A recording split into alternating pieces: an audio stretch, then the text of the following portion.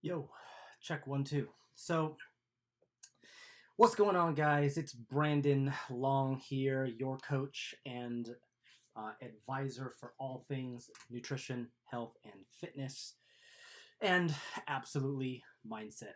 So, today, what I wanted to talk about was why is it so hard to lose weight, right? Um, and keep it off. Why is it so hard to lose weight and keep it off? And the reason why I asked that is because I woke up this morning thinking, out of all the people that I've spoken to and talked to and helped and served and trained and coached and mentored, honestly, a good majority of them are not successful. They put the weight back on and unfortunately are still stuck in the same place. Now, that's not to say that I haven't helped people lose weight, keep it off, transform themselves, things like that. And the reason why I bring this question up is because it's really a two-part question. Why is it hard to lose weight and keep it off? And so I think the first part of that question, a lot of people just think about the first part of that equation. I just want to lose weight, right? I just want to lose weight. And if you've read James Clear, his book called Atomic Habits, you'll see that there's 3 layers of change. The superficial is outcome. So it's kind of like I want to transform myself. I just want to lose weight. Okay? And that's all you focus on. So everything you do is based around trying to lose weight, trying to create this outcome. Number 2, the second layer of change is process oriented. So the systems behind your goal that you want to achieve, whatever it may be, even outside of fitness, health, and things like that. But within the context of this conversation, what I wanted to talk about is mainly why is it hard to lose weight and keep it off. So number 2, and so if you've ever heard of this quote, I think it's one of the most beautiful quotes I've ever heard in my entire life. It says, "You do not rise to the level of your goals, you fall to the level of your systems." And this is why whenever someone embarks on a health and wellness goal and they want to lose weight, they want to get healthy, they want more energy, they start doing these diets, they start looking at all these pills, they start taking all these potions, they start looking at supplements, Herbalife, they start looking at boot camps, personal trainers, gym memberships, Planet Fitness, Crunch, LA Fitness, 24-hour fitness, In Shape, whatever the case is. And the reality is 96% of the people who try will fail. 4% are going to succeed. Okay. And the third layer of change is what's called identity-based change. And so identity is really talking to yourself like, what would a healthy person do? What would the skinny version of it? Not saying you're going to be skinny. I'm just saying, like, what would the identity be of someone who is smaller or lighter or healthier do? And so the 3 layers of change, to sum it up, is number 1, outcome. Number 2 is process. And number 3 is identity. And I feel like one of the biggest reasons why people do not lean into this is because 90% of the people focus on outcomes. And they do whatever they need to do to focus on the outcomes. And this is why they never get really deep into the process. And so they'll do things like, I just signed up someone a bit over a week ago, and she lost over 100 pounds. She did low carbs. She did a bunch of cardio. She grinded herself to the ground. She even did 2-a-days. But she ended up putting 140 pounds back on. And we had a really deep discussion. And the reason why that is because she was single. She was by herself. And she did it alone for a good 8 months. And simply by doing that, she was able to lose 100 pounds. And I was like, that's amazing. But the unfortunate thing is now she's actually developed a bit of a fucked up relationship with carbs, with food, with herself and her beliefs. And she even told me, I want to go on walks. I want to go on hikes. I want to step out. I want to put myself out there. I want to get in shape. But she sees other people and she's like, it's so easy for them. Why can't it be easy for me? And she's like, I just want to be able to have a pizza and not feel guilty and feel shitty about myself. And you should absolutely be able to do that and feel good and things like that. But it's the unfortunate thing is putting the tactic above the strategy.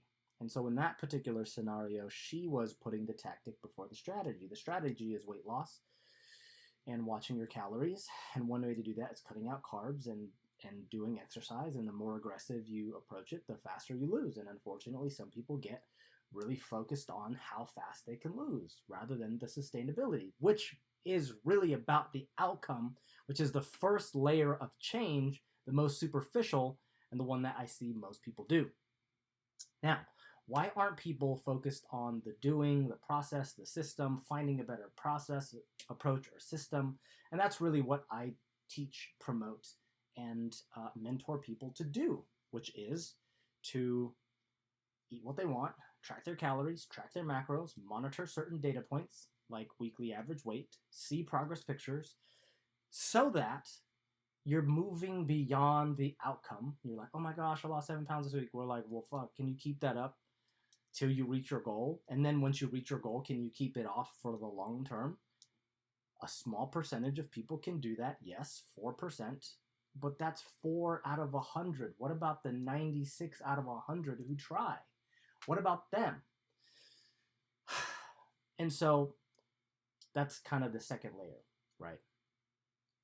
And the third layer of change, and this is where you really rarely hear this, but in a lot of my clients, I really hear this, which is amazing, is they really begin to identify and develop these key points to keep it off permanently. And I feel like if you say, I want to lose 20 pounds, but you don't really say, I want to keep it off forever, you're still kind of at the beginning of your journey. You're really still at the beginning of your journey because you haven't been hit in the face with real life. You haven't been challenged. You haven't struggled. You haven't doubted yourself. You haven't wanted to quit, but went back on it and wanted to quit and went back on it and had these doubts about things working. It happens. It absolutely happens. But I think the moral of the story is the reason why most people fail is because ultimately, number one, is they're too focused on the outcome. They're like, I'm not losing weight. I'm not changing. I'm not this. I'm just like, well, dude, you got to be fucking a little bit more patient. And you got to be okay with being a bit bored with your approach. And you got to think like, fuck, it's kind of like a relationship. In the beginning of a relationship, when you first start dating, it's exciting. The sparks are alive and your heart's racing and you feel these butterflies whenever you see this person. But then after 6 months, after a year, you don't really get those butterflies like you did in the beginning, right? You kind of get to this normality and it gets a little boring. That's not to say that boring is a bad thing. And I think framing it just like that is kind of like how someone diets. Is it being boring and predictable and certain and safe a bad thing, right? And so when you start to look at things a bit differently and you start to have this different a different mindset when it comes to nutrition and dieting and lifestyle management and motivation and inspiration and all these things, when you have a bit of a different outlook on it, I think one thing that will happen is it moves you from the first level of change, which is outcome focused, and it moves you beyond the process level, and then it begins to move you to the third level of permanence and identity. And if it begins to change your belief system, and if it begins to change your value system, and if it begins to change who you are fundamentally, that's when permanence happens. You can't change the outside permanently without changing the inside permanently. You can't change someone's mental side and mindset and their perspective on the world and their value system without taking time to really challenge, why do I believe these things? Do these particular beliefs serve me to my higher goals? And if they don't, a lot of them need to be reevaluated. And so why are things so challenging for people? Why are things so difficult to change? I feel like it's because these beliefs have been with us for so long that they impede our actions. They stop us from taking the actions. They stop us from being consistent. We get really settled. we lower our standards, and then we think about ourselves like, man, I'm a fucking failure. I feel like shit. This doesn't work for me. I'm a bit jaded. I've tried everything. Nothing works. Why is it so easy for them and not for me? And then you know what that begins to do? It begins to cement the same value system that got you there and is keeping you there and not bringing you to the higher level person that you know you deserve to be, that you're entitled to, and you need to work a little bit harder for, and a little bit more challenging, because ultimately you are the writer of your story. You are the author to your own book, and this is your fucking chapter. So you need to step the fuck up, wake the fuck up, and start to believe in yourself that you do deserve this. Because if I'm telling you this and that little person in the back of your head is saying, you know what, no, I don't believe him, then you need to ask that person, are you serving me to step into this healthier version, this next level? Because in order to get to the next level, you need to ascend. In order to ascend, you got to move beyond the outcomes. You got to move beyond the processes, and you got to move beyond the beliefs and value systems that's kept you where you fucking are. And if you're like, oh no, I can't, like, you need to tell that person to shut the fuck up, because that person has kept you where you are. And if you're hearing this for the first time, you're welcome. And if there's resistance coming up, you need to lean into it. And you got to ask yourself, why am I stuck? It's because you're choosing to be stuck. Why are you choosing to be stuck? It's a choice.